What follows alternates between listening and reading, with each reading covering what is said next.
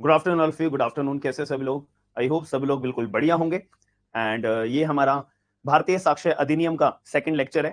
And इसके अंदर हम और डिटेल के अंदर पढ़ेंगे। आज के लेक्चर का हमारा जो टॉपिक रहेगा कि कैसे भारतीय साक्ष्य अधिनियम हमारा क्रिमिनल ट्रायल के ऊपर यूजफुल रहता है, कैसे हम ये पहचान सकते हैं कि हाँ, हमारा भारतीय साक्ष्य अधिनियम जो है रियलिटी में वर्क करता है। क्योंकि मैंने अपने लास्ट लेक्चर के अंदर भी ये बात आपको क्लैरिफाई करी थी कि सभी लोगों को ये तो पता होता है कि हमारे एविडेंस एक्ट के अंदर, भारतीय साक्ष्य अधिनियम के अंदर कौन सा सेक्शन के अंदर क्या चीज बताई हुई है, लेकिन हमें प्रैक्टिकली ये नहीं पता होता है कि एक्चुअली ये वर्क कैसे करेगा। अगर हम जुडिशियल ऑफिसर के माइंडसेट से सोचेंगे तो वहां पे जजेस का क्या काम होता है और भारतीय साक्ष्य अधिनियम को कहां कहां पे अप्लाई करना होता है। तो आज के हम सेशन के अंदर, आज के हम लेक्चर के अंदर और डिटेल के अंदर ये बारे में बात करेंगे। तो सभी लोग क्लास के अंदर ज्वाइन हो जाइए। ठीक है, बाकी मैं थोड़ा सा आपको रिकैप्चुलेट करवा देता हूं। ठीक है, हम रिवाइज कर लेते हैं कि लास्ट क्लास में हमने क्या क्या चीजें पढ़ी थी। फैक्ट्स को थोड़ा सा ध्यान में रखते हैं। याद रखना, अभी 3-4 क्लासेस मैंने आपको कहा था हमारी इंट्रोडक्शन में जाएगी, और मोस्ट प्रोबेबली कल जब हमारी क्लास होगी ना, कल हम जब अपनी क्लास लेंगे तो हम भारतीय साक्ष्य अधिनियम को, बेरेक को खोलकर अब प्रोविजंस को शुरू करेंगे। ठीक है, बट आज की क्लास में हमारी इंट्रोडक्शन की है, क्योंकि ये 2-3 क्लासेस, 3-4 क्लासेस हमें इंट्रोडक्शन में देनी पड़ती है हमारे आगे के कानून को पढ़ने के लिए, और जो बहुत यूजफुल भी है। ठीक है जी, जल्दी जल्दी अपना ज्वाइन हो जाओ। ठीक है, लास्ट क्लास में हमने क्या फैक्ट्स पढ़े थे कि एक्स नाम के व्यक्ति के ऊपर एलिगेशन थे कि भाई साहब, इसने ए नाम के व्यक्ति को गोली मारकर मर्डर करा है। तो पुलिस को इंफॉर्मेशन मिलती है, पुलिस ने फिर एफआईआर दर्ज करी थी। उसके बाद में पुलिस ने अपना इन्वेस्टिगेशन करना शुरू करा था। अब आपसे मेरा एक क्वेश्चन है, इन्वेस्टिगेशन का मतलब क्या होता है? What do you mean by investigation? आप लोग चैट बॉक्स के अंदर मुझे बताते रहिए, मैं सामने से देखता रहूंगा। तो इन्वेस्टिगेशन का क्या मतलब होता है? जो भी लोगों को जवाब पता हो वो चैट बॉक्स के अंदर लिखते रहो, और जिन लोगों को जवाब ना पता हो तो वो लोग अभी जो बातें मैं बताऊंगा तो वो लोग एक बार सुनते रहिएगा। और जिन लोगों को जवाब नहीं पता है, ये शो करता है कि आप लोग लास्ट लेक्चर में अटेंटिव नहीं थे, यानी कि आपने नहीं पढ़ा है ढंग से। तो ये बहुत गलत बात है। मैं बार बार यही बात बोलूंगा, पहले लेक्चर से ही अपनी आदत बना लोगे, वो आदत आपकी जीवन भर तक काम आएगी कि यार पहले लेक्चर में जो पढ़ा था चलो उसको रिवाइज कर लेते हैं, दूसरे में जो पढ़ा था उसको भी रिवाइज कर लेते हैं, तीसरे में जो पढ़ा था उसको भी रिवाइज कर लेते हैं। और जब जितने लेक्चर्स होते रहेंगे, जितनी पढ़ाई हम करते रहेंगे, तो इनिशियल साथ साथ आप रिवाइज करते रहिएगा। अब हम जब 10वां लेक्चर लेंगे तो उसमें पहले लेक्चर की बात जब आप पढ़ोगे, रजिस्टर खोल के देखोगे, वो आपको 5 मिनट में रिवाइज हो जाएगी। सेकंड लेक्चर के अंदर 10 मिनट के अंदर रिवाइज हो जाएगी। तो ऐसे आप अपनी सीरीज बनाते चलिएगा। ठीक है जी, चलो मुद्दे पे आते हैं। हम इन्वेस्टिगेशन का मतलब होता है collection of evidence. What do you mean by investigation? Collection of evidence. अब पुलिस का मेन रोल शुरू हो जाता है। अब पुलिस ने क्या करा था? पुलिस किसके पास गई थी? सबसे पहला क्या सबूत मिला, क्या एविडेंस मिला? हेड कांस्टेबल ए नाम का व्यक्ति जब हॉस्पिटल जा रहा था तो उसके अंदर हेड कांस्टेबल ने यहां पर अपना ए नाम के व्यक्ति से डाइंग डिक्लेरेशन रिकॉर्ड करवाई थी। ए नाम के व्यक्ति ने क्या बोला था? एक्स नाम के व्यक्ति ने मेरे साथ गलत किया है, एक्स नाम के व्यक्ति ने मेरे साथ गलत किया है। पहला सबूत, पहला एविडेंस। दूसरी बात, जब आईओ आया था, इन्वेस्टिगेटिंग ऑफिसर, उसने छानबीन शुरू करी थी। तो छानबीन करते दौरान एक डब्ल्यू नाम का व्यक्ति मिला था। डब्ल्यू नाम के व्यक्ति ने क्या गवाही दी थी कि मैंने एक व्यक्ति को तो देखा था जो ए नाम के व्यक्ति के साथ में खड़ा हुआ था, लंबा था, घुंघरा, लंबे बाल थे, सावले रंग का था, लंबी हाइट का था, वगैरह वगैरह। ठीक है, तो इसके बेसिस पे यहां पे टेस्ट आइडेंटिफिकेशन परेड करवाई गई थी। तो टेस्ट आइडेंटिफिकेशन परेड हमारे भारतीय साक्ष्य अधिनियम में कौन से सेक्शन के अंदर आती है? पहले तो मुझे ये बताइए, टेस्ट आइडेंटिफिकेशन परेड कौन से सेक्शन के अंदर भारतीय साक्ष्य अधिनियम में हम रेलेवेंट मानेंगे? बताइए, जल्दी जल्दी बताइए। जितने भी लोग हैं क्लास के अंदर, मेरे को सेक्शन आप लोगों से सुनने हैं। बहुत बढ़िया, बहुत बढ़िया, सभी लोग सेक्शन नंबर 7 के अंदर। उसके बाद क्या हुआ था? Dine declaration. डाइन डिक्लेरेशन कौन से सेक्शन के अंदर हम डील करते हैं? भारतीय साक्ष्य अधिनियम के अंदर, बीएसए के अंदर कौन से सेक्शन में हम बोलेंगे कि हाँ, डाइन डिक्लेरेशन इस सेक्शन के अंदर आएगी? Section number 26। फिर क्या हुआ था? फिर एक कौन सा बंदा मिला था? विटनेस। विटनेस कौन सा मिला था? फिर मिला था पी नाम का विटनेस। पी नाम के विटनेस ने क्या कहा था? मैंने अपनी आंखों से, जिनसे मेरे को, मैं ऐसे ही मजाक में बोल रहा हूं कि पी नाम के व्यक्ति ने क्या कहा था कि मैंने अपनी इन आंखों से, जिससे मुझे दिखाई नहीं देता है, तो मैंने एक्स और ए को साथ में लास्ट बार देखा था। तो यानी कि last seen theory, last seen theory हमारे भारतीय साक्ष्य अधिनियम में कौन से सेक्शन में गवर्न होती है? बताओ जरा। सेक्शन नंबर 5 के अंदर। फिर इसके बाद क्या हुआ था? फिर कौन सा विटनेस आया था? फिर एक विटनेस आया था हमारा एस नाम का व्यक्ति। एस नाम के व्यक्ति ने पुलिस को क्या गवाही दी थी? एस नाम के व्यक्ति ने बोला था कि मेरे पापा ने बताया था कि एक्स और ए की ना आपस में लड़ाई है, प्रॉपर्टी को लेकर लड़ाई है, पैसे का लेन देन की लड़ाई है। ठीक है, तो मुझे नहीं पता, मेरे पापा ने बताया था। तो यानी कि एक तरह से एक्स का मोटिव यहां पे शो हो रहा है कि एक्स नाम के व्यक्ति के पास मोटिव था ए नाम के व्यक्ति को गोली मारने का। तो इस केस में जो मोटिव है, मोटिव हमारे कौन से सेक्शन के अंदर डील होता है? सेक्शन नंबर 6 के अंदर, भारतीय साक्ष्य अधिनियम में। फिर हमने क्या कहा था कि एक गोलगप्पे वाला मिला था, गोलगप्पे वाले का नाम हमने क्या रखा था? ई नाम का व्यक्ति। ई नाम का व्यक्ति एक गोलगप्पे वाला, तो उसने क्या कहा था? साहब मुझे नहीं पता कि गोली एक्स नाम के व्यक्ति ने मारी है या नहीं मारी है, बट मैं ये जानता हूं एक्स नाम का व्यक्ति बहुत बेकार आदमी है, बहुत गंदा आदमी है, बहुत घटिया आदमी है, सबके पैसे ये खा जाता है, ठीक है? तो कोई कुछ ना हो, मेरे को लगता है साहब एक्स नहीं मारी होगी गोली। तो यहां से हम बोल सकते हैं बैड कैरेक्टर, एक्स का बैड कैरेक्टर यहां पे निकल के आ रहा है। तो कौन से सेक्शन के अंदर बैड कैरेक्टर आएगा? सेक्शन नंबर 46 से लेके 50 के अंदर। फिर यहां पे पुलिस वालों ने एक्स नाम के व्यक्ति को अरेस्ट किया था। अरेस्ट करने के बाद में यहां पर एक्स नाम के व्यक्ति ने कन्फेस करा था पुलिस को, साहब मैं नहीं मारा है गोली, गोली मैंने मारी है। लेकिन साहब याद रखना, मैंने गोली इसलिए मारी है क्योंकि मैं अपना प्राइवेट डिफेंस करने वाला था, क्योंकि अगर मैं उसको गोली नहीं मारता, ए नाम का व्यक्ति मुझे मार देता। तो मैंने गोली मारी है, मैं मानता हूं ये बात, बट मैंने प्राइवेट डिफेंस में मारी है। पुलिस को प्राइवेट डिफेंस से लेना देना है नहीं। पुलिस को किस चीज से मतलब है? भाई तुमने गोली मारी है, गोली कहां है, बंदूक कहां है? फिर उसने कहा था वो गड्ढे में पार्क के अंदर मैंने छुपा के रखी हुई है। तो पुलिस ने वो वेपन रिकवर करा था, ठीक है? तो एज पर सेक्शन नंबर 25 है आई गेस, ठीक है? सेक्शन नंबर 25 है भारतीय साक्ष्य अधिनियम का, इसके बारे में बात करेंगे। जब कोई एक्यूज की गवाही से, एक्यूज के कन्फेशन से अगर कोई सामान की डिस्कवरी होती है तो वो चीज भी रेलेवेंट आती है। एक्यूज की स्टेटमेंट, एक्यूज का कन्फेशन पुलिस के सामने दिया हुआ, वो तो इररेलेवेंट है, वो तो रेलेवेंट नहीं होगा। लेकिन उससे जो डिस्कवरी हुई है बंदूक की, गोली की, जिससे गोली चलाई गई है, वो रेलेवेंट आ जाता है। बट ये आगे की कहानी है, मैं बाद में बताऊंगा। फिर इसके बाद क्या हुआ था?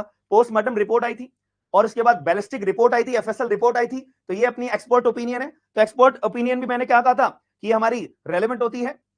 एडमिसिबल होगी नहीं होगी वो बाद की कहानी है, बट रेलेवेंट तो होती है ना। तो सेक्शन नंबर 36 से 50, सेक्शन नंबर 39 से 45 के अंदर हम इसको एक्सपर्ट ओपिनियन को रेलेवेंट मानते हैं। हाँ या ना, बताओ जरा, ये बात समझ में आ गई? फिर यहाँ पे पुलिस के आगे दिया गया बयान, यानी कि कन्फेशन। कन्फेशन कौन से सेक्शन से कौन से सेक्शन तक हम डील करते हैं? सेक्शन 22 से 28 तक के हम यहाँ पे डील करते हैं। इतनी बात क्लियर आ जाती है। फिर लास्ट में पुलिस वाले कहां गए थे? विक्टिम के घर पे गए थे, ए नाम के व्यक्ति के घर पे गए थे। तो वहां पे छानबीन करी थी, वहां पे एक लैपटॉप मिला था, लैपटॉप के अंदर ईमेल मिला था, उसका प्रिंट आउट निकाला था। हाँ है ना? तो अब जो ये प्रिंट आउट है, यानी कि इलेक्ट्रॉनिक एविडेंस का अपनी फोटोकॉपी है, इलेक्ट्रॉनिक एविडेंस से प्रिंट आउट निकाला हुआ है, तो इसके लिए क्या रिक्वायरमेंट रहेगी? सर्टिफिकेट की। अगर मैं सर्टिफिकेट की रिक्वायरमेंट की बात कर रहा हूं, तो ये कौन से सेक्शन से डील होगा? इलेक्ट्रॉनिक एविडेंस को अगर कोर्ट में आपको एडमिसिबल करवाना है, तो उससे पहले जैसे व्हाट्सएप की चैट होती है, अब हमारे पास में सबके पास मोबाइल है, तो मोबाइल के अंदर अगर कोई व्हाट्सएप की चैट होगी, ठीक है, तो व्हाट्सएप की चैट अगर हमें कोर्ट के अंदर एडमिसिबल करवानी होती है, तो उसके लिए एक सर्टिफिकेट की रिक्वायरमेंट होती है कि ये जो व्हाट्सएप की चैट है, ये ओरिजिनल व्हाट्सएप की चैट निकाली गई है, कोई डुप्लीकेट नहीं है, कोई यहाँ पे टेंटेड नहीं करी गई है, इसको डुप्लीकेट नहीं बनाया गया, छेड़छाड़ नहीं करी गई है। तो ये हमारा सेक्शन 63 का सर्टिफिकेट की रिक्वायरमेंट होती है। इंडियन एविडेंस एक्ट में सेक्शन 65 कैपिटल बी से आती है। इतनी बात क्लियर हो जाती है। तो लास्ट क्लास में हमने यहां तक डील करा था।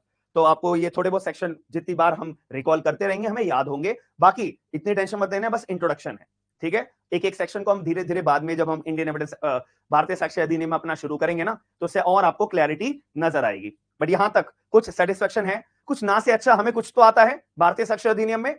हमें पता है लास्ट सीन थ्योरी क्या होता है, हमें पता है डाइन डिक्लेरेशन कब यहाँ पे कंसीडर करी जाती है, कौन से सेक्शन में डील होती है, ठीक है जी? चलो मैं सबके एक बार जवाब देख लेता हूं। हाँ, कुछ ही बच्चों ने जवाब दिए हैं, सारे लोग इन्वॉल्व नहीं है। सारे लोगों को इन्वॉल्व होना क्लास के अंदर जरूरी, मैंडेटरी है, याद रखना मेरी बात, ठीक है? चलो अब हम आज की कहानी शुरू करते हैं। हम आज की कहानी आज की शुरू करते हैं। तो सबसे पहली बात, आप यहाँ पे आ जाइए, ठीक है? दिमाग सारा का सारा यहां लगाइएगा। सबसे पहले पुलिस को इंफॉर्मेशन मिली थी, पुलिस ने क्या रिकॉर्ड करी थी? अपनी एफआईआर। एफआईआर कौन से सेक्शन में डील होती है? सेक्शन नंबर 173 ऑफ भारतीय नागरिक सुरक्षा संहिता, ठीक है? अब जब पुलिस अपनी एफआईआर दर्ज कर देगी, ठीक है, तो यानी कि अब इन्वेस्टिगेशन शुरू हो जाएगी। पूरा का पूरा इन्वेस्टिगेशन का चैप्टर हमारा भारतीय नागरिक सुरक्षा संहिता में कहां दिया हुआ है? चैप्टर नंबर 13 में दिया हुआ है। सेक्शन नंबर 173 से लेके 196 तक दिया हुआ है, ठीक है? ये चीजें भी ना आपको साथ साथ याद मैं करवाता रहूंगा, ठीक है? भारतीय नागरिक सुरक्षा संहिता कहां जहां जहां आएगा मैं आपको वो चीज डील करवाता रहूंगा, ठीक है? बहुत बढ़िया अश्वनी। बाकी सभी लोग प्लीज अपना बताते रहिए। तो ये चैप्टर पहले क्या हुआ करता था? पहले चैप्टर नंबर 12 हुआ करता था सीआरपीसी के अंदर। जो सेक्शन नंबर 154 से लेके 176 तक हमारा गवर्न होता था। ठीक है, तो इसके साथ में आप ये भी लिखते रहना, पहले क्या हुआ करता था, चैप्टर नंबर 12 सेक्शन नंबर 154 से लेके 176 से होता था सीआरपीसी में। ठीक है, दिमाग में क्लैरिटी होना बहुत जरूरी है कि आखिरकार ये कहां पे लिखा हुआ है, क्यों लिखा हुआ है, कैसे लिखा हुआ है, इसका मतलब क्या है। जब तक क्लैरिटी नहीं होगी कुछ समझ में नहीं आएगा। फिर तो वही बात है, आप यूट्यूब पे 32 लेक्चर मिल जाएंगे आपको, पढ़ो वहां से। ठीक है, समझ में आ रही है मेरी बात? ठीक है, अब हमने क्या कहा था, इन्वेस्टिगेशन अब पुलिस वाले शुरू कर देंगे, एफआईआर दर्ज हो जाती है, यानी कि एफआईआर दर्ज होने का मतलब क्या होता है कि अब पुलिस वाले या फिर जो हमारी इन्वेस्टिगेटिंग एजेंसीज होती है ना, वो मोशन में आ जाती है। अब उनका पेट्रोल, उनकी गाड़ी स्टार्ट हो जाती है, वो अपनी बाइक ऑन कर लेते हैं, वो अपनी गाड़ी शुरू कर देते हैं, अब उनको ड्राइविंग करनी होती है, अब उनका इंजन स्टार्ट हो जाता है। इंजन स्टार्ट होने का मतलब क्या होता है, इन्वेस्टिगेशन शुरू हो जाएगी, इन्वेस्टिगेशन शुरू हो जाएगी। अब इन्वेस्टिगेशन कैसे करेंगे, कैसे नहीं करेंगे, क्या क्या चीजें करेंगे, कब अरेस्ट करेंगे, अरेस्ट करने की पावर है क्या, किसी के घर के अंदर तोड़फोड़ करके इन्वेस्टिगेशन कर सकते हैं क्या, किसी को भी अपने पास बुला के पूछताछी कर सकते हैं क्या, ये सारी बातें यहां पे बताई हुई है। ठीक है जी, ये सारी बातें हमारे को यहां पर बताई हुई है। ये चीजें आपको याद होनी चाहिए साथ साथ, और याद करना मतलब ये नहीं है रट्टे लगाने लग जाओ, हाँ A for apple, B for ball, A for apple, ऐसा नहीं। ये फ्लो में आपको याद रखनी पड़ेगी कि हाँ यार एफआईआर दर्ज हुई है तो ठीक है 173, अच्छा इसके रिगार्डिंग इन्वेस्टिगेशन भी होगी, ठीक है, यहां से यहां तक हमारे सेक्शन गवर्नड होते हैं। तो रट्टे नहीं लगाने हैं, फ्लो में आपको याद करना है, लाइफ के फ्लो के साथ आपको चलना पड़ेगा। ठीक है जी, ठीक है। अब यहाँ पे इन्वेस्टिगेशन जब शुरू हो जाती है, अब एक छोटा सा पॉइंट है, आप लोगों ने सीआरपीसी अगर पहले पढ़ा हुआ है बहुत बढ़िया, नहीं पढ़ा हुआ है तो भी बहुत बढ़िया है, क्योंकि सब कुछ फ्रेश है। चलो, अब जब इन्वेस्टिगेशन शुरू हो जाती है, अब यहाँ पे ना एक सीआरपीसी का अपना प्रोविजन होता है, अभी प्रोविजन पे ज्यादा बात नहीं करूंगा मैं। ठीक है, इन्वेस्टिगेशन करता कौन है, आप करोगे, मैं करूंगा, पुलिस वाले करेंगे, बताओ जरा इन्वेस्टिगेशन कौन करता है। सीधी सी बात है, अगर मैं क्लियर तौर से बोलूं, इन्वेस्टिगेशन पुलिस वाले करते हैं, या फिर और any person authorized by the magistrate, authorized by magistrate। Investigation जो करी जाती है वो केवल और केवल पुलिस वाले के द्वारा किया जाता है, या फिर कोई भी ऐसा व्यक्ति जिसको मैजिस्ट्रेट साहब ने खुद ऑथराइज करा है कि जाओ बेटा मैं तुम्हारे को इन्वेस्टिगेशन करने के लिए ऑथराइज करता हूं, जाओ तुम जो है इन्वेस्टिगेशन करना शुरू कर दो। तो सेम पावर आ जाती है उस व्यक्ति के पास जो एक पुलिस वाले के पास होती है। ऐसा होता है, ऐसा भारतीय नागरिक सुरक्षा संहिता के अंदर भी प्रोविजन बनाया हुआ है, पहले सीआरपीसी में भी था, वही कॉपी पेस्ट हमारे नए कानून में भी डाल दिया, कुछ चेंज नहीं है। जहां जहां चेंजेस आएंगे वो धीरे धीरे आपको बताया जाएगा। बट मेरा मेन पॉइंट ऑफ व्यू ये है, आपके दिमाग में पूरा ट्रायल का प्रोसेस सेट कर देना, आपको पता रहे कहां पे इन्वेस्टिगेशन है, कहां पे इंक्वायरी है, कहां पे ट्रायल है, कहां पे भारतीय साक्ष्य अधिनियम का काम आएगा, कहां पे भारतीय साक्ष्य अधिनियम का यूज आएगा। ठीक है, बिल्कुल, बहुत बढ़िया। चलो, यहां पे हमारे को कहानी समझ में आ जाती है। फिर इसके बाद क्या होगा, अब जब इन्वेस्टिगेशन पुलिस वालों ने इतनी सारी करी थी, इतने सारे विटनेसेस को अपना तैयार करके पेश किया गया था, तो अब साथ में पुलिस वाले ने जब सबूत इकट्ठा कर लिया तो अपने दिमाग में क्लियर कर लिया, भाई हमें एक्स नाम के व्यक्ति को अरेस्ट करना है। ठीक है, एक्स नाम के व्यक्ति को अरेस्ट करना है। तो ड्यूरिंग इन्वेस्टिगेशन पुलिस वाले क्या करेंगे, भाई अरेस्ट भी तो करेंगे यार, अरेस्ट करे बिना काम कैसे चलेगा, कैसे इंटरोगेशन करा जाएगा, तो यहां पे अरेस्ट करा जाएगा। अब अरेस्ट कैसे करा जाएगा, कैसे नहीं करा जाएगा, इसके लिए कोई ना कोई प्रोविजन तो होगा, या जिसको भी लठ मार के सीधा जेल में अपने पुलिस कस्टडी में ले लो, नो। तो इसके लिए अपना रूल बनाया हुआ है चैप्टर नंबर 5, पहले भी चैप्टर नंबर 5 था, अब भी चैप्टर नंबर 5 है, बट अब सेक्शन में चेंज आया है। सेक्शन इसका 35 से 62 भारतीय नागरिक सुरक्षा संहिता। अब पहले भी चैप्टर 5 था, पहले क्या हुआ करता था, सेक्शन नंबर 41 से लेके 60A सीआरपीसी के अंदर होता था। बताओ यहां पे किसी को कोई कंफ्यूजन हो तो, ठीक है, जरा से भी कोई कंफ्यूजन आए या मन में कोई भी दिक्कत आए तो प्लीज मुझे साथ साथ बताते रहिएगा। ये इनिशियल स्टेज है, इनिशियल स्टेज में चीजें समझ में आ गई तो लाइफ टाइम आ जाती है, अगर इनिशियल स्टेज पे डाउट आ गया तो जीवन भर डाउट बना रहता है, याद रखना। और ये मेरे से बेहतर तो आप लोग जानते होंगे जो एलएलबी कर चुके हैं या कर रहे हैं, या फिर अपना जुडिशियल एग्जाम्स एक आधा दे चुके हैं, तैयारी कर चुके हैं, हाँ है ना, ठीक है। तो अब इसके बाद फिर पुलिस वाले ने अरेस्ट वगैरह कर लिया, इंटरोगेशन वगैरह कर लिया, वो सब बात की बातें हैं। अब पुलिस वाले क्या करेंगे, चार्जशीट फाइल करेंगे। अब पुलिस वाले क्या करेंगे, चार्जशीट फाइल करेंगे। ठीक है, कि जज साहब हमने सारी की सारी छानबीन करी, सारी की सारी इन्वेस्टिगेशन करी, सारी की सारी जांच पड़ताल करी, हमारे मुताबिक मामला ये है। ये चार्जशीट में सारा मामला पुलिस वाले अपना लिखकर मैजिस्ट्रेट साहब को अपना जमा कराते हैं। ठीक है जी, अब इन्वेस्टिगेट जब चार्जशीट होती है, चार्जशीट का नाम अलग अलग होता है, अलग अलग स्टेट में अलग अलग नाम से पुकारा जाता है। चार्जशीट बोल लो, चलान बोल लो, पुलिस रिपोर्ट बोल लो, सारे का सारा मतलब सेम होता है। तो ये चार्जशीट कौन से सेक्शन से गवर्न होती है? सेक्शन 193 ऑफ भारतीय नागरिक सुरक्षा संहिता, सीआरपीसी। यहां पे कोई कंफ्यूजन तो नहीं है ना? ठीक है, पुलिस वाले इस सेक्शन के तहत मैजिस्ट्रेट साहब के पास चार्जशीट जमा करते हैं। अब मैंने आपको क्या कहा था, एक प्रिंसिपल होता है, principle of natural justice, principle of natural justice. क्योंकि ये चीज मैं आपको क्यों करा रहा हूं, आज की क्लास का हेडिंग क्या है, हाउ भारतीय साक्ष्य अधिनियम वर्क्स ऑन दी ट्रायल। ये हमारा आज की क्लास का टॉपिक है। तो जब तक ट्रायल का प्रोसेस आपको पता ही नहीं होगा तो भारतीय साक्ष्य अधिनियम क्या अप्लाई करोगे आप, क्या चीज पढ़ोगे फिर? इसीलिए आपको ये बताना जरूरी है। ठीक है जी, हाउ ये प्रिंसिपल ऑफ नेचुरल जस्टिस, इसको हम बोलते हैं ऑडी अल्ट्रम पार्ट्रम, हाँ या ना? ठीक है, तो इसका मतलब क्या होता है, या दूसरे बंदे को भी तो सुनने का मौका दिया जाए। एक्स नाम के व्यक्ति को आपने अरेस्ट करके रख लिया पुलिस वालों, तो उसको भी तो बताओगे कि आपने क्या छानबीन करी, क्या सबूत इकट्ठे करे, किसकी गवाही आपने रिकॉर्ड करवाई है, ताकि जब ट्रायल की स्टेज आएगी तो वो अपना क्रॉस एग्जामिन अच्छे से कर पाएगा और प्रोसिक्यूशन विटनेस को झूठा साबित करने के लिए अपने सबूत पेश कर पाएगा, अपने एविडेंसेस पेश कर पाएगा। तो इस चीज के लिए यहां पे क्या बोला जाता है कि free of cost, free of cost chargesheet की कॉपी किसको दी जाएगी, एक्यूज को दी जाएगी। ये बात हमारे को कहां लिखी हुई है, ये बात सेक्शन 230 ऑफ भारतीय साक्ष्य अधिनियम के अंदर, सॉरी भारतीय नागरिक सुरक्षा संहिता के अंदर लिखी हुई है। सेक्शन नंबर 230 भारतीय नागरिक सुरक्षा संहिता, जो पहले हुआ करती थी सेक्शन नंबर 207 ऑफ सीआरपीसी।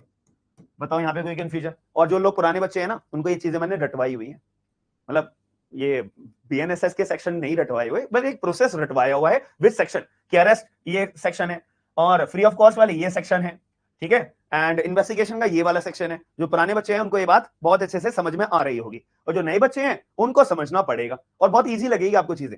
जब आपको पता है कि आपका धर्म यही है, जब आपको पता है कि हमारे को जीवन भर अपना वकालत करनी है, हमारे को जज की चेयर पे बैठना है, उसके बाद भी हमारा जीवन भर यही काम चलेगा, तो वही चीज अपनाओ ना। जैसे एक दुकान वाला होता है, उसे पता है मेरी परचून की दुकान है, मेरे को दाल, आटा, चावल और भी जो आइटम्स मेरे को अपनी दुकान पे रखने हैं, वही दुकान में वही सामान मेरा बिकेगा।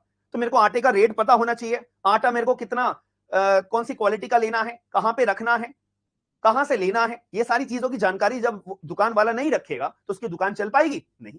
जब जैसे ही आपको पता है हमारे कानून के अंदर जो जो बातें लिखी हुई है ये हमारे जीवन भर काम आएंगी, जो हमारे कानून के अंदर प्रोसेस दिया हुआ है वो हमारे काम आएगा, जब आपको वो पता ही नहीं होगा तो आपकी जो प्रोफेशनल लाइफ है वो ढंग से चल पाएगी नहीं चल पाएगी। इसीलिए इसको बर्डन की बजाय अपना एक एज अ अपॉर्चुनिटी, एक बेटरमेंट के लिए कि जीवन में, सोसाइटी में अगर मेरे से कोई भी सवाल जवाब करेगा मैं उसको अच्छे से जानकारी दे पाऊंगा। अगर एग्जाम के अंदर कोई क्वेश्चन आएंगे तो मैं उनका सवाल अच्छे से दे पाऊंगा, जवाब उनका अच्छे से दे पाऊंगा। तो इसीलिए आपको ये पढ़ाई करना बहुत जरूरी है और इसको बर्डन ना लेके अपना डेली लाइफ का एक बेटरमेंट के लिए आपको ये चीजें पढ़नी पड़ेंगी। ठीक है जी, तो इसको कभी भी बर्डन मत लेना, पढ़ाई को कभी भी बर्डन मत लेना। चलिए आगे चलते हैं। चलो जी, चार्जशीट हो गई और फ्री ऑफ कॉस्ट चार्जशीट यहाँ पे एक्यूज को दे दी गई है। ठीक है, अब अगला कदम क्या होगा? अब अगला कदम क्या किया जाएगा? अगला कदम आता है हमारा चार्ज फ्रेमिंग का। ठीक है, अगला कदम आता है हमारा चार्ज फ्रेमिंग का। यहाँ पे अब जो है चार्ज फ्रेम करा जाएगा अपना। जो है अगला कदम क्या होगा? Charge frame. जज साहब जो है अपना चार्ज फ्रेम करेंगे, that this person has committed the offence of murder on this date and this place. ठीक है, और विक्टिम का नाम। ये होता है हमारा चार्ज फ्रेमिंग। क्योंकि चार्ज का मतलब क्या होता है बताओ? What do you mean by charge? What do you mean by charge? Charge का मतलब होता है एक फॉर्मल एक्यूजिशन, एक फॉर्मल तरीके से एक्यूजिशन बताना कि भाई साहब, एक्यूज भाई तुम्हारे ऊपर ये आरोप है, ये आरोप है। अब ये आरोप सिद्ध होता है या नहीं होता है ये ट्रायल में पता लगेगा, बट अभी चार्जशीट के बेसिस पे, इनिशियल स्टेज पे हमें मैसेज होने के नाते मुझे लगता है कि तुम्हारे ऊपर ये चार्ज बनना चाहिए। हाँ है ना, तुम्हारे ऊपर ये चार्ज बनना चाहिए। अब आगे की कहानी हम ट्रायल में देखेंगे कि ये चार्ज तुमने जो लगाया है इसमें तुम कन्विक्शन में जाओगे नहीं जाओगे वो बाद की बात है। ठीक है जी, चलिए अब ये हमारा सेक्शन कहां से कहां तक आता है चार्ज फ्रेमिंग का?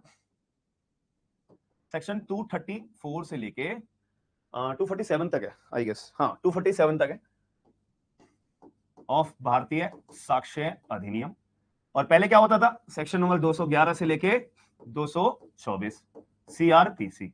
बताओ चार्ज फ्रेमिंग का यहाँ पे होता है कब, कैसे चार्ज फ्रेम किया जाता है। जॉइंडर ऑफ चार्ज, अगर दो तीन लोगों ने अगर एक अपराध किया होता है तो क्या दो तीन लोगों को एक साथ एक ही ट्रायल के अंदर चलाया, एक ही ट्रायल चलाया जा सकता है, नहीं चलाया जाता, ये सब कहानी हमारे को यहाँ पे बता रखी है, जो हम सीआरपीसी का जब आगे नया भारतीय नागरिक सुरक्षा संहिता बैच लेंगे ना, तो उसमें सारी चीजें डिटेल में पढ़ाई जाएंगी। बट अभी आपको एक बेसिक स्ट्रक्चर दिमाग में आना जरूरी है।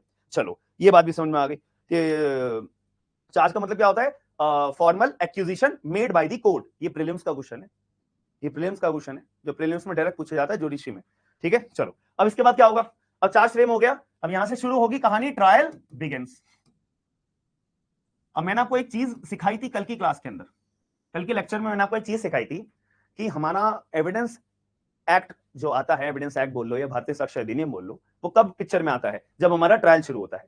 जैसे ही हमारा ट्रायल शुरू हो जाएगा, एक सेकेंड, किसी का कोई डाउट है? हाँ जी आशीष, आपका कोई डाउट है?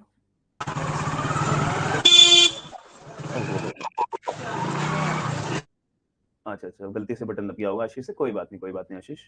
चलिए, तो ट्रायल बिगिंस, हमारा ट्रायल शुरू हो गया है। अब जब ट्रायल शुरू होता है, मैंने आपको एक कहानी बताई थी कि जब ट्रायल शुरू हो जाता है तो यहां पर हमारा एविडेंस एक्ट यानी कि भारतीय साक्ष्य अधिनियम पिक्चर में आता है।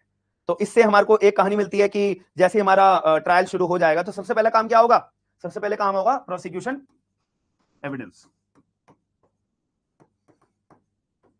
ये सब चीजें ना अपनी कॉपीज में लिखते रहना, चार्ट बनाते हुए, ठीक है, जिस फ्लो में मैं बता रहा हूं उसी फ्लो में आप लिखते रहिएगा, ठीक है। तो प्रोसिक्यूशन एविडेंस अपने शुरू होंगे, ठीक है, प्रोसिक्यूशन एविडेंस अपने शुरू होंगे। जब प्रोसिक्यूशन एविडेंस अपने लेके आएगा PW1 PW2, अभी इसके बारे में और मैं डिटेल में बताऊंगा, ठीक है, PW1 PW2 ये सब कहानी हो जाएगी, फिर इनका क्रॉस एग्जामिनेशन होगा। देन यहां पे ये खत्म हो जाने के बाद एक स्टेटमेंट होती है, स्टेटमेंट ऑफ एक्यूज्ड, जो कि हमारा अभी सुप्रीम कोर्ट ऑफ इंडिया ने भी 2023 में जजमेंट दे रखे हैं, ठीक है, जिसमें बोला गया है कि आप जब प्रोसिक्यूशन एविडेंस पूरे कर लेते हो उसके बाद एक्यूज की स्टेटमेंट रिकॉर्ड करवाना जरूरी है। ये हमारा सेक्शन नंबर 351 और भारतीय नागरिक सुरक्षा संहिता, सेक्शन नंबर 313 सीआरपीसी। अगर आप यूट्यूब पे फॉलो करते हो तो उसमें मैंने बहुत डिटेल में आपको ये चीजें बताई थी, बहुत डिटेल में ये चीजें बताई थी। 313 की स्टेटमेंट रिकॉर्ड करवाई जाती है, जो पुराने बच्चे उन्होंने आंसर दे भी दिया है पहले, ठीक है, हाँ 313 की स्टेटमेंट, यानी कि आप बोलेंगे 351 की स्टेटमेंट, ठीक है। फिर इसके बाद क्या होता है, डिफेंस के विटनेस, फिर इसके बाद क्या होता है अपना डिफेंस, डिफेंस के अपने विटनेस आएंगे, डिफेंस के अपने एविडेंसेस आएंगे। डिफेंस एविडेंस आ जाने के बाद फिर अपना क्रॉस एग्जामिनेशन होगा, देन अपनी आर्ग्यूमेंट की स्टेज होगी, देन अपना जजमेंट डिलीवर हो जाएगा, बात खत्म। ये चीज किस किस बच्चे को याद हो गई है, एक बार मुझे एक्नॉलेज करके बताइए। ये सारा का सारा प्रोसेस किस किस बच्चे को याद है? एफआईआर से लेके इंफॉर्मेशन जब पुलिस वाले को मिली है, उसके बाद एफआईआर रिकॉर्ड होगी, एफआईआर रिकॉर्ड हो जाने के बाद से लेके का जो यहां तक का प्रोसेस है, किन किन बच्चों को ये चीज याद है, एक बार मुझे बता दीजिए। ठीक है, अब ना एक छोटा सा क्वेश्चन बना लो, कॉपी के अंदर एक क्वेश्चन बना लो, ठीक है, एक क्वेश्चन बना लो। What things deals with the evidence act, bracket में लिख लेना Bharatiya Sakshya Adhiniyam BSA. What things deal with the BSA, ऐसी कौन कौन सी चीजें हैं जो हम भारतीय साक्ष्य अधिनियम से डील करेंगे, ऐसी कौन कौन सी चीजें हैं जो हम भारतीय साक्ष्य अधिनियम से डील करेंगे। चार शब्दों का हमें जवाब चाहिए होता है, केवल 4 चीजों का हमें जवाब चाहिए होता है। Who, when, how, courts rule. ये 4 सवालों के जवाब हमें भारतीय साक्ष्य अधिनियम देता है कि कौन कौन एविडेंस लेकर आएगा, कब एविडेंस लेकर आएगा, कैसे एविडेंस लेकर आएगा, और जब एविडेंस कोर्ट में आ चुका है तब कोर्ट का क्या रोल होगा, उन एविडेंस के प्रति कोर्ट का क्या रोल होगा, बात खत्म। ये 4 सवालों के जवाब के लिए हमें पूरा कानून पढ़ना पड़ता है, भारतीय साक्ष्य अधिनियम, बात खत्म। ठीक है जी, तो सबसे पहले हमारे सवाल का जवाब हु वाला है कि अब एविडेंस जो ये है हमारा भारतीय साक्ष्य अधिनियम के अंदर लेकर कौन आएगा, who will bring the evidence, ठीक है, who will bring the evidence, तो इसका जवाब हमें जानना है, ठीक है। तो इसका मतलब ये है who will bring evidence, firstly, सबसे पहले एविडेंस लेकर कौन आएगा, आप में से कौन जवाब दे सकता है मुझे, सबसे पहले एविडेंस कौन लेकर आएगा, आप लाओगे, मैं लाऊंगा, प्रोसिक्यूशन लाएगा, एक्यूज लाएगा, कौन लाएगा ये बताओ पहले। ये सवाल का जवाब बहुत कम लोगों को पता होता है। आप बहुत बड़े ज्ञाता क्यों ना हो एविडेंस एक्ट के अंदर, आप बहुत बड़े पढ़े लिखे क्यों ना हो, आपने 10 बार एविडेंस क्यों ना पढ़ लिया हो, बट फिर भी एक सेटिस्फैक्टरी जवाब अगर आप दे सकोगे तो ये बात मानी जाएगी कि हाँ आप अच्छे से एविडेंस को पढ़ चुके हो। अगर इसका सेटिस्फैक्टरी जवाब नहीं दे पाए, एक सेकंड, तो दिक्कत है भाई, फिर तो दिक्कत है। बताओ जरा। रश्मिता कह रही है प्रोसिक्यूशन, रश्मि कह रही है प्रोसिक्यूशन, संजना ने कहा है सर पुलिस, सपना ने कहा पुलिस, अश्वनी प्रोसिक्यूशन, गौरव कह रहे हैं एक्यूज्ड, अमित कह रहे हैं प्रोसिक्यूशन। ओके, बहुत ही कॉम्प्लिकेटेड कर दिया यार चीजों को, बट कोई बात नहीं, बढ़िया है ना। जब तक चीजें कॉम्प्लिकेट होंगी नहीं, हमें पता कैसे लगेगा हमारा दिमाग कैसे वर्क कर रहा है? हाँ है ना। चलो, यानी कि एक बात समझ में आ रही है, प्रोसिक्यूशन, और बच्चे ने भी कहा प्रोसिक्यूशन। इससे एक समझ में आ रहा है, हमें आज तक किसी ने क्लैरिटी नहीं दी है। हम जिस भी टीचर से पढ़ के आए हैं, हमें उस टीचर ने कभी भी क्लैरिटी नहीं दी है इस बारे में कि एक्चुअल में कोर्ट के अंदर जब मामला आएगा, ट्रायल जब शुरू हो चुका है, तो उस जज साहब के सामने एविडेंस सबसे पहले कौन लेकर आएगा। ठीक है, हमारे केस में ध्यान रखिएगा, एक्स नाम के व्यक्ति के ऊपर आरोप है, इसने क्या करा है? मर्डर करा है। ए नाम का व्यक्ति कौन है? विक्टिम है, जो मर चुका है।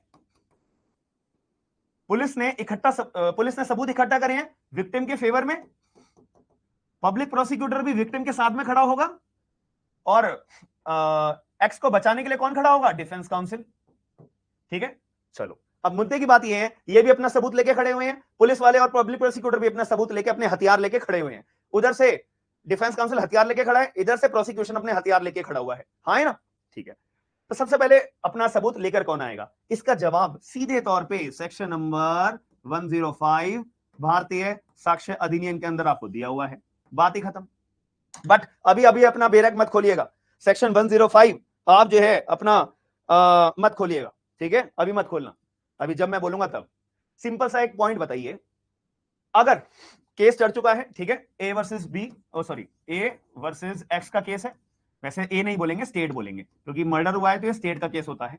ठीक है, स्टेट वर्सेस एक्स के ऊपर आरोप लग चुका है, एक्स के ऊपर आरोप लगा, इसने मर्डर करा है, और स्टेट करिए एक्स नाम के व्यक्ति ने मर्डर किया है। ठीक है जी, अभी थोड़ा लैग कर रहा है ना, थोड़ा लैग कर रहा है यार, थोड़ा कैमरा में लैगिंग आ रही है ना? आपको भी फील हो रहा है किस किस को लैगिंग लग रही है? एक बार मुझे बताइएगा।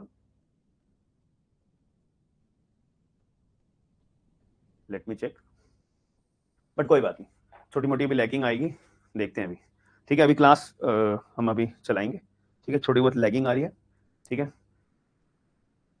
कभी भी काम ढंग से होता नहीं है ना। हाँ, अभी तो कुछ भी मैंने छेड़खानी करी नहीं गौरव। ठीक है, तो कोई बात नहीं, अभी हम अपनी क्लास को कंटिन्यू रखते हैं। ठीक है, तो यहाँ पे जो है अपना मर्डर करा गया है, और स्टेट वर्सेस एक्स का अपना केस है। ठीक है, अभी मुद्दे पे ध्यान देना, मुद्दे की बात। अब अगर मान लो ए नाम के व्यक्ति का मर्डर हुआ है, यानी कि पुलिस ने सबूत इकट्ठे करे हैं। ठीक है, अगर पुलिस कोर्ट के अंदर यह साबित नहीं कर पाई कि एक्स ने मर्डर किया है, तो हारेगा कौन? केस कौन हारेगा? एक बताओ, एक बात बताओ सिंपल सी, अगर पुलिस जो है यह साबित नहीं कर पाई कि एक्स नाम के व्यक्ति ने मर्डर किया है, हारेगा कौन? ए नाम के व्यक्ति का केस हार जाएगा, और एक्स क्या हो जाएगा? एक्विट हो जाएगा। एक्स के बल्ले बल्ले। तो सीधी सी बात क्या है कि सबसे पहले अब सबूत किसको लाना पड़ेगा? सबसे पहले सबूत किसको लाना पड़ेगा? प्रोसिक्यूशन को। अगर प्रोसिक्यूशन को सबूत लेकर, देखो मैं भी प्रोसिक्यूशन के बेसिस पे मैं यूं चुपचाप खड़ा हुआ हूं, डिफेंस काउंसिल के बेसिस पे मैं भी, वो वकील साहब चुपचाप खड़े हुए हैं, जज साहब दोनों का मुंह देख रहे हैं कि भैया कोई तो सबूत लाए, कोई तो व्यक्ति सबूत लाए भाई। ठीक है, दोनों चुपचाप खड़े हुए हैं, तो जज साहब क्या करेंगे? Case dismiss. तुम दोनों के पास कोई सबूत नहीं है, कोई सबूत लेकर ही नहीं आ रहा, केस डिसमिस किया जाता है। ठीक है, केस डिसमिस किया जाता है। तो एक्चुअल में मुद्दे की बात बताइए, मुद्दे की बात बल्ले बल्ले किसकी होंगी? एक्स नाम के व्यक्ति की होंगी, इसको एक्विट कर दिया जाएगा।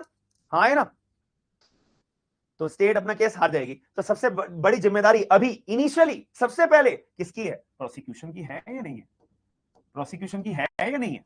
कि प्रोसिक्यूशन सबूत तो लेके आओ, किस बेसिस पे आप कह रहे हो कि एक्स नाम के व्यक्ति ने मर्डर किया है, सबूत तो लेके आओ। ठीक है, इतनी सिंपल सी बात है। चलो अब थोड़ा सा गेम को चेंज करते हैं। ए नाम का व्यक्ति जो कि विक्टिम है, जो कि प्रोसिक्यूशन का केस है,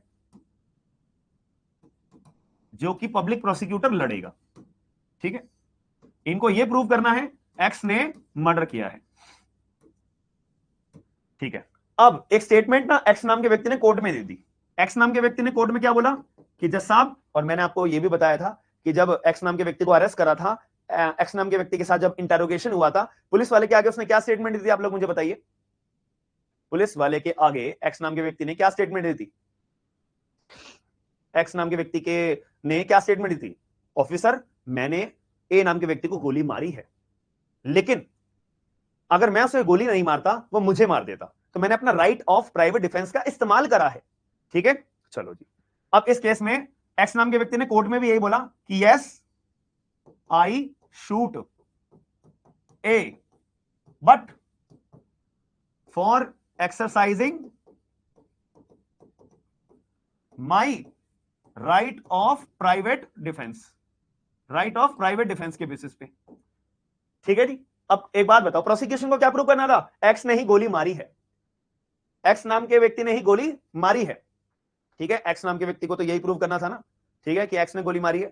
ठीक है, एक सेकंड का वेट करोगे, मैं जरा अपना सेटिंग ठीक कर लेता हूं, एक सेकंड का वेट करिएगा, जरा एक सेकंड का वेट करिएगा। ठीक है, मैं जरा इसको ठीक कर लेता हूं। हाँ जी, hello hello hello.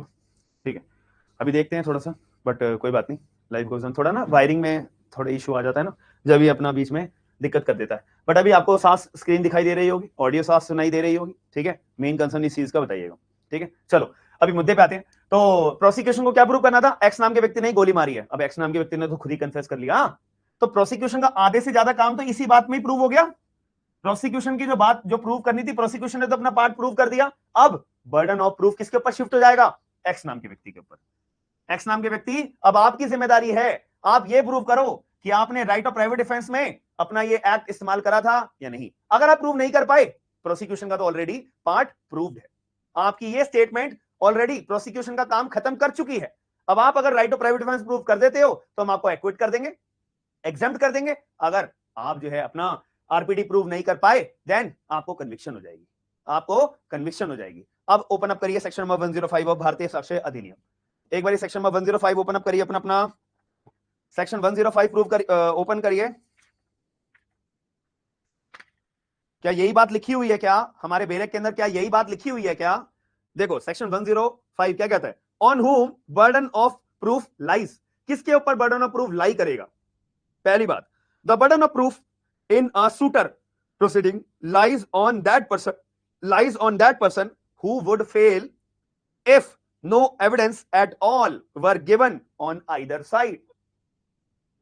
On either side, इसका मतलब क्या है, इसमें बोला हुआ है कि अगर जैसे कि ए नाम का व्यक्ति है वर्सेस एक्स, ठीक है, ए नाम का व्यक्ति प्रोसिक्यूशन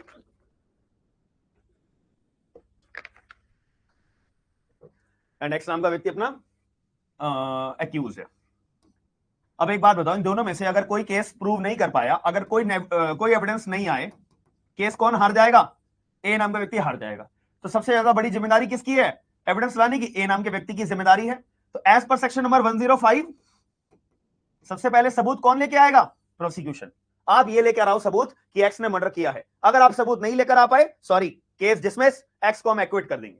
अब ए नाम के व्यक्ति को अपना सारा डामाडोल था, लेकिन इतनी देर में एक्स ने एक स्टेटमेंट दे दी, साहब आई शूट ए। तो जो एक्स का जो बर्डन ऑफ प्रूफ था ये तो शिफ्ट हो गया, अब किसके ऊपर? एक्स के ऊपर शिफ्ट हो जाएगा। अब एक्स को क्या प्रूव करना पड़ेगा कि जज साहब मेरा case right of private defence के अंदर लाई करता है। तो अब एक्स की जिम्मेदारी यहां पे आएगी, तो बीओपी शिफ्ट हो जाएगा किसके ऊपर? एक्स के ऊपर। अब सबूत किसको लाना पड़ेगा? एक्स को। प्रूफ किसको प्रूव करना पड़ेगा? एक्स को। अपना राइट ऑफ प्राइवेट डिफेंस किसको प्रूव करना पड़ेगा? एक्स को। तो अब मेरे को आप बताइए, क्या हमेशा जो सबूत हैं या जो हमेशा एविडेंस है वो केवल प्रोसिक्यूशन को लाने पड़ते हैं क्या? बताओ जरा। नहीं, आपका जवाब ये होना चाहिए, कोर्ट के अंदर सबूत वही पार्टी लेकर आएगी, भले ही वो सिविल केस हो, भले ही वो क्रिमिनल केस हो, केवल सबसे पहले सबूत वही लेकर आएगी जिसके पास सबसे बड़ा बर्डन होगा। किस चीज का बर्डन? अगर मैं कुछ कोर्ट के अंदर प्रूव कर नहीं पाया, मैं केस हार जाऊंगा। अगर मैं कोई कोर्ट के अंदर बात अपनी प्रूव नहीं कर पाया, मैं हार जाऊंगा, या मेरे को कन्विक्शन हो जाएगी, या मेरा केस डिसमिस हो जाएगा। वो व्यक्ति कोर्ट के अंदर अपना सबसे पहले सबूत लेकर आता है, उसके ऊपर बर्डन ऑफ प्रूफ होता है, और burden of proof time to time अपना शिफ्ट होता रहता है, कभी किसी के पास, कभी किसी के पास, कभी प्रोसिक्यूशन के पास, कभी डिफेंस काउंसिल के पास। अब बताओ दिमाग में क्लैरिटी आई इस चीज की या नहीं आई? मेरे को एक बात बताओ।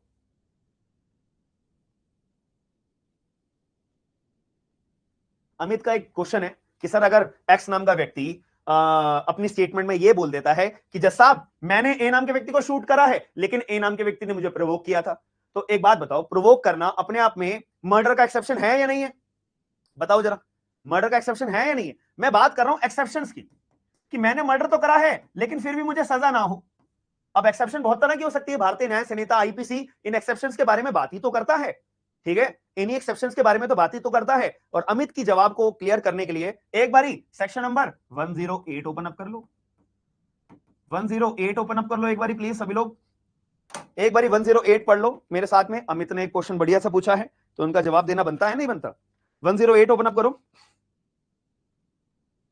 Burden of proving that case of accused comes with in the exception. तो एक्यूज क्या बोल रहा है? जैसा मेरा केस एक्सेप्शन में आता है। अब एक्सेप्शन कोई भी हो सकता है, right of private defence, provocation या एनी अदर एक्सेप्शन जो भारतीय न्याय संहिता ने में बता रखी हो। हाँ है ना, कोई भी हो सकता है ना एक्सेप्शन। तो केवल यही बात गारंटी थोड़ी ना कि केवल right of private defence he exception होगा। मेरी बात समझ में आ रही है नहीं? पहले तो बताओ मेरी बात समझ में आ रही है नहीं? ठीक है, एक बार ओपन अप करो। हाँ, burden of proving that case of accused comes within the exception when a person is accused of an offense। accused of an offense, accused के ऊपर क्या आरोप है? मर्डर का। when a person is accused of an offense, the burden of proving the existence of circumstances bringing the case within any of the general exception in Bharatiya Nyaya Sanhita or with any special exception or any proviso contained in any part of the Sanhita or in any other law defining the offense upon him and the court shall presume। ठीक है, अब बताओ अमित, आपका question का जवाब मिला? अब exception की बात कर रहे हो ना, ग्रेव एंड सडन प्रोवोकेशन हो सकता है, या excess use of private defence हो सकता है, या राइट ऑफ प्राइवेट डिफेंस को यूज करने का हो सकता है। हाँ है ना, क्लैरिटी आई? तो बर्डन ऑफ प्रूफ किसका होगा?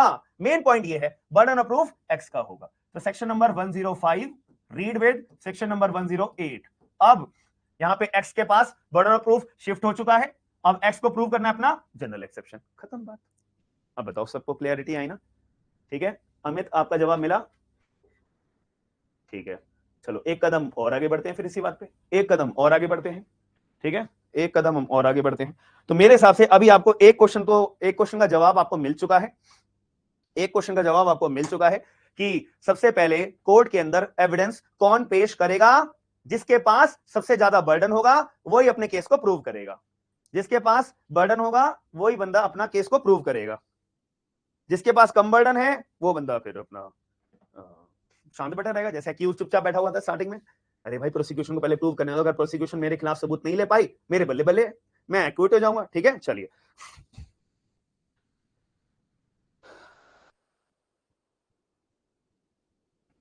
ठीक है। अब एक छोटा सा पॉइंट मैं आपको साथ साथ एक सिविल का भी बता देता हूं, छोटा सा पॉइंट है। इन सिविल केसेस, एक सिविल केसेस के अंदर ए नाम के व्यक्ति ने कोर्ट में जाके अर्जी लगाई है कि जज साहब मेरे पापा थे, ठीक है, बट मेरे पापा 30 साल हो गए हैं, वो कहीं चले गए हैं, उनके बारे में कुछ सुना नहीं गया है, ठीक है, उनके बारे में कुछ अता पता नहीं है, अब वो जिंदा है नहीं है, कहां पर नहीं है, जज साहब मेरे पापा के बारे में कुछ नहीं पता है, तो जज साहब प्लीज आप मेरे पापा की क्या डिक्लेयर कर दीजिए? Civil death.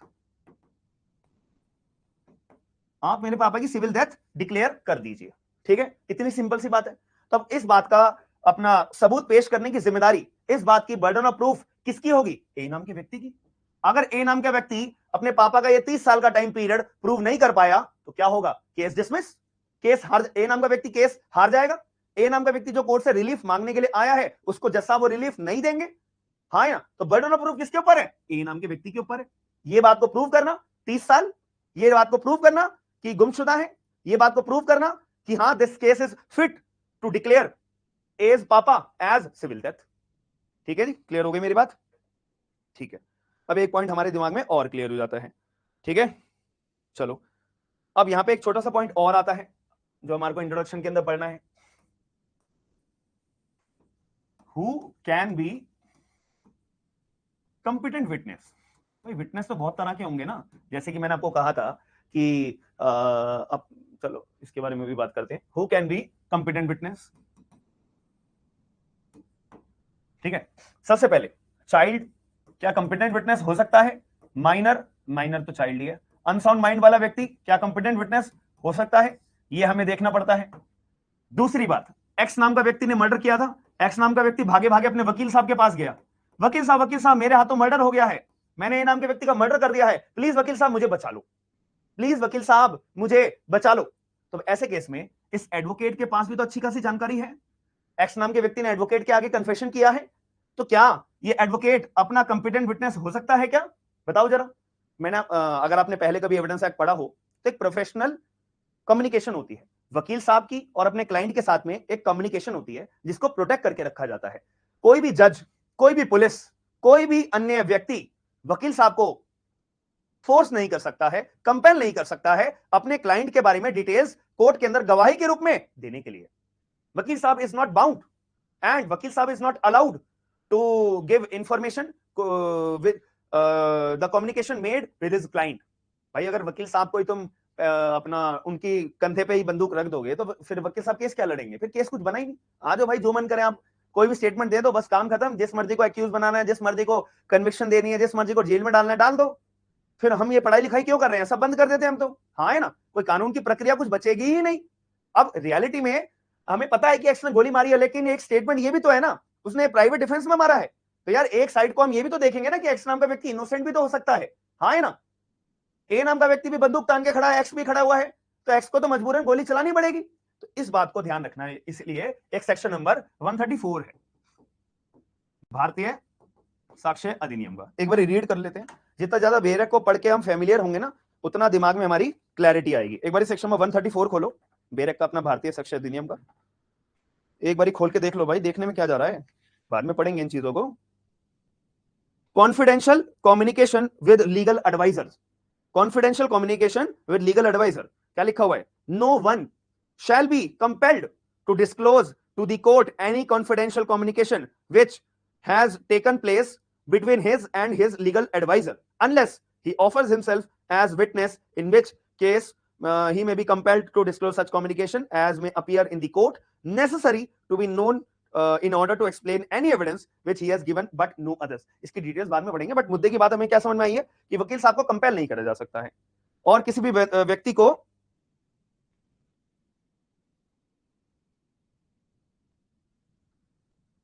ठीक है, बट यहाँ पे वकील साहब को कंपेल नहीं करा जा सकता एज पर सेक्शन 134 ऑफ भारतीय साक्ष्य अधिनियम। इतनी बात क्लियर हो गई ना? हाँ, 126 इंडियन एविडेंस एक्ट है। ठीक है जी, चलिए ये बात भी हमारे को दिमाग में क्लियर हो जाती है। अब एक कदम और आगे चलते हैं। ठीक है, अब एक कदम और आगे चलते हैं। अब हमारी एविडेंस की स्टेज शुरू हो गई थी। एविडेंस की स्टेज कब शुरू होती है? जब यहाँ पे ट्रायल स्टार्ट हो जाता है। तो उसके बाद हम क्या बोलते हैं? एविडेंस की स्टेज शुरू हो गई है। सबसे पहले प्रोसिक्यूशन विटनेस लेकर आएंगे। प्रोसिक्यूशन विटनेस कौन कौन से होंगे जो अभी हमने पुलिस ने इन्वेस्टिगेशन के दौरान अपने डील करे थे? PW1, हाँ है ना, PW1। अब सबसे पहली बात, जब प्रोसिक्यूशन विटनेस अपना आता है तो इसकी क्या कराई जाती है? ओथ कराई जाती है, ओथ। ठीक है, कि धर्म से मैं जो बोलूंगा सच बोलूंगा, आई अफर्म्ड सोलमनी। इसके एक ओथ एक्ट होता है, उससे अपनी ओथ करवाई जाती है। ओथ करवाने का मतलब क्या होता है बताओ जरा? ओथ क्यों कराई जाती है?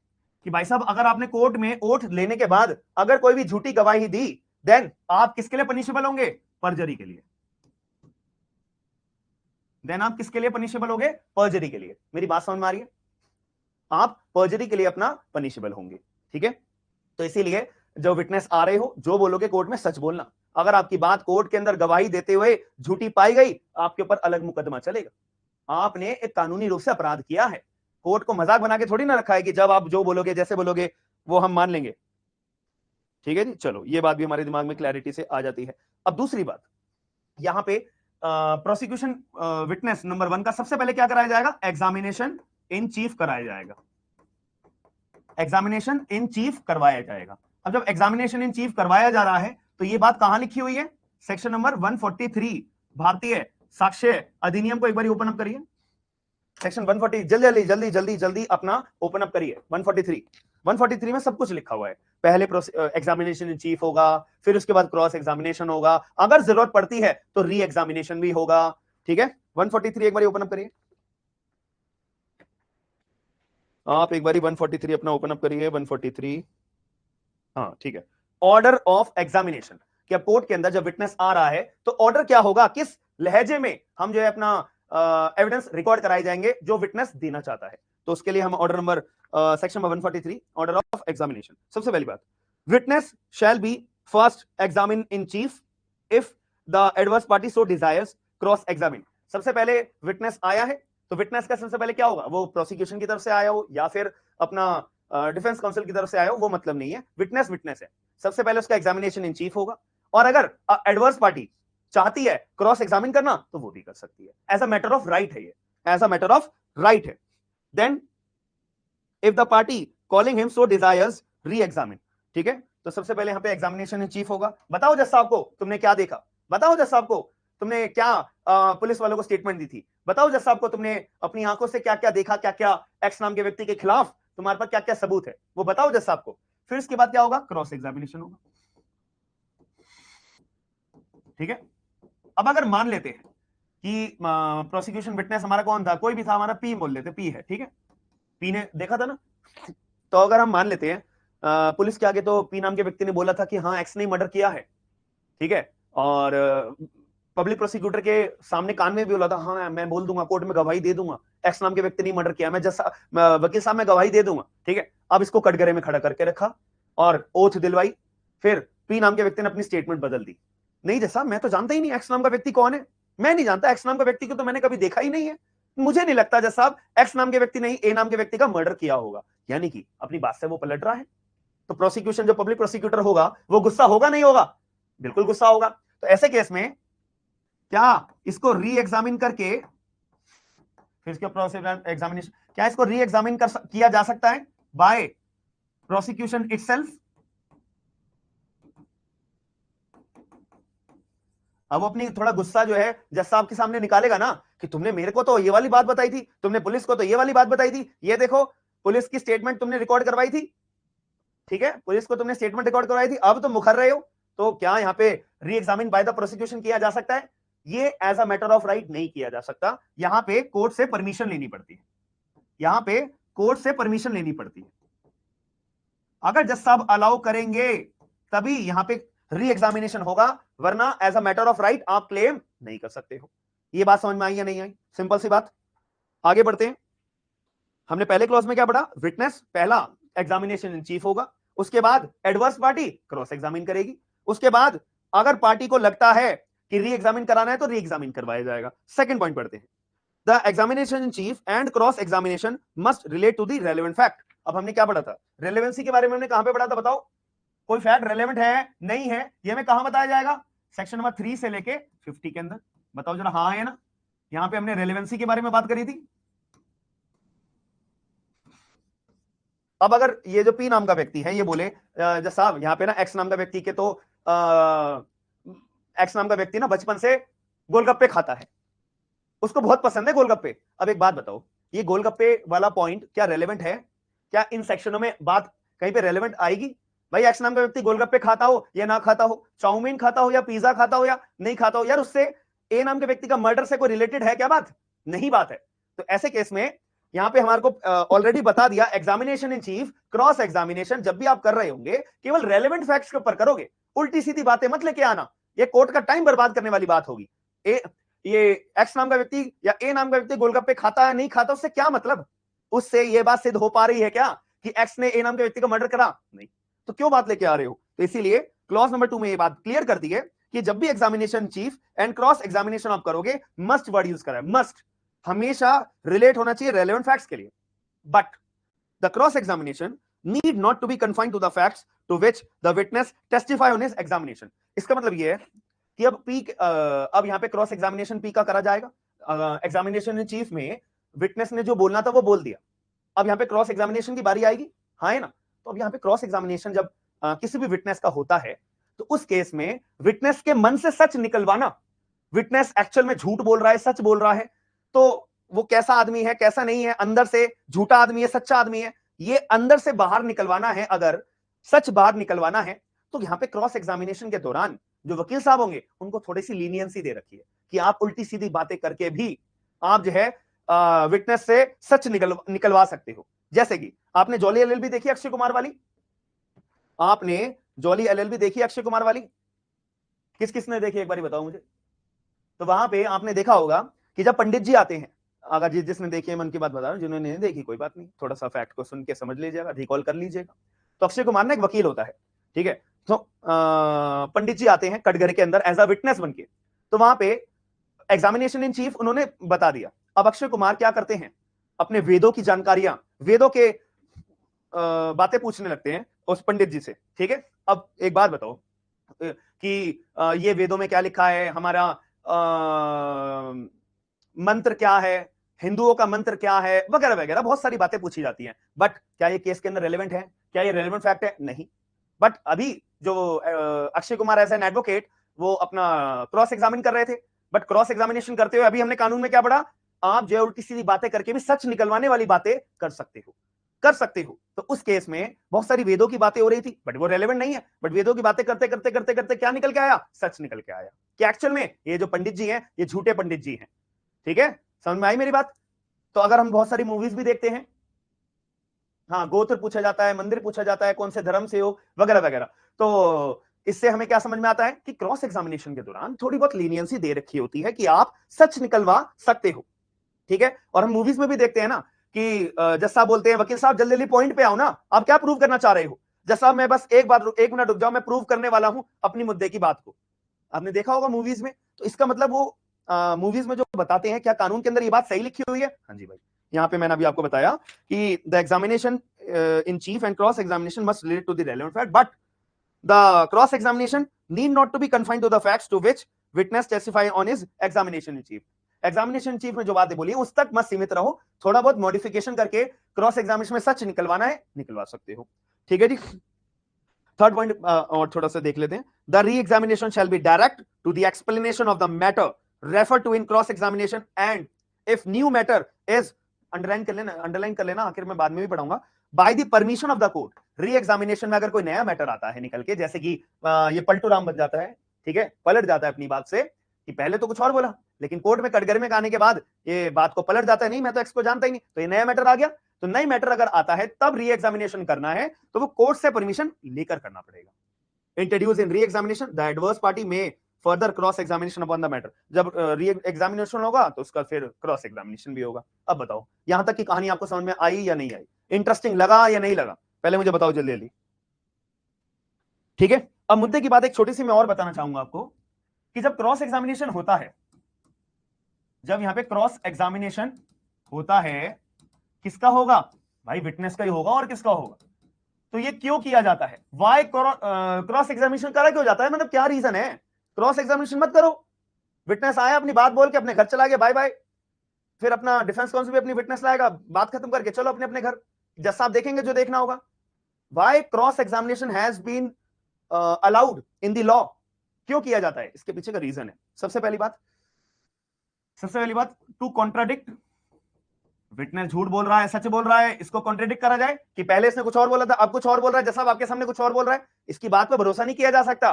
हर मिनट मिनट में बात को पलट रहा है, पहले बोल रहा है सुबह 7 बजे, अब बोल रहा है रात के 10 बजे, अब बोल रहा है रात के 12 बजे, और पोस्टमार्टम रिपोर्ट में कुछ और लिखा हुआ आ रहा है टाइम। तो जैसा साहब ये विटनेस झूठा है, कॉन्ट्राडिक्ट कर रहा है, पहले कुछ अब कुछ बाद में कुछ।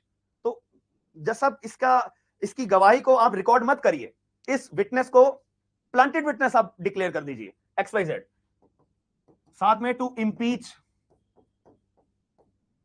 द क्रेडिट ऑफ विटनेस, कि जज साहब आपको क्या बताऊं, ये विटनेस पैसे खा के ना हर केस में गवाही देने आ जाता है, इसको आप 1000 रुपए दो, ये बतेरे केसों में गवाही दे चुका। अभी जज साहब आपके सुबह का जो मैटर लगा होता तब भी आपके सामने ये विटनेस बन के कटघरे में खड़ा हुआ था। कल परसों की बात है, ये बराबर वाली कोर्ट में भी इसको 10,000 रुपए मिलते, वहां पे विटनेस बन के खड़ा हुआ था।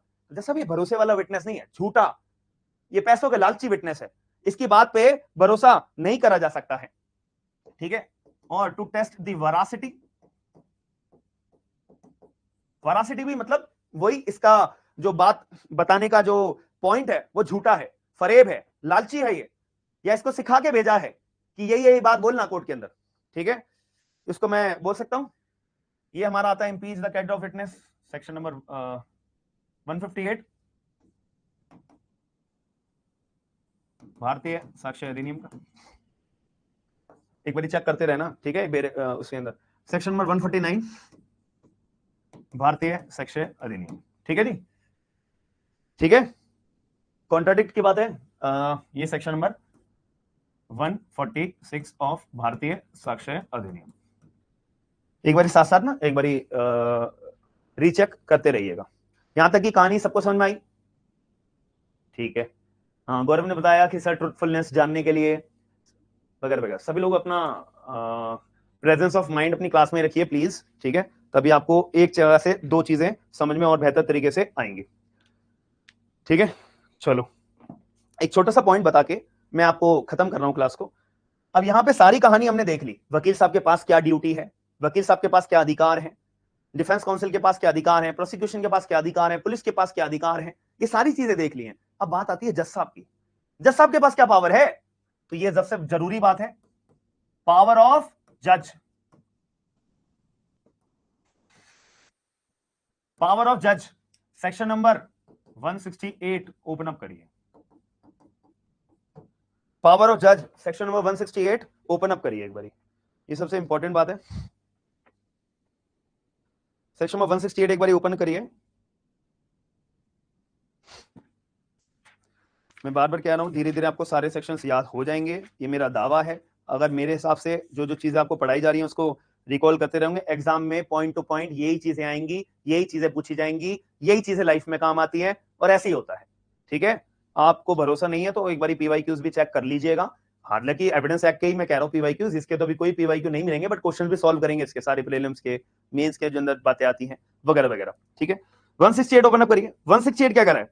जज पावर टू पुट क्वेश्चन और ऑर्डर प्रोडक्शन। जज के पास पावर है, वो कभी भी किससे भी कैसे भी कभी भी किसी भी व्यक्ति से कोई भी तरह के क्वेश्चन पूछ सकते हैं, और कोई भी किसी भी व्यक्ति को कैसे भी कभी भी कोई भी तरह का डॉक्यूमेंट प्रोड्यूस करने के लिए बोल सकते हैं।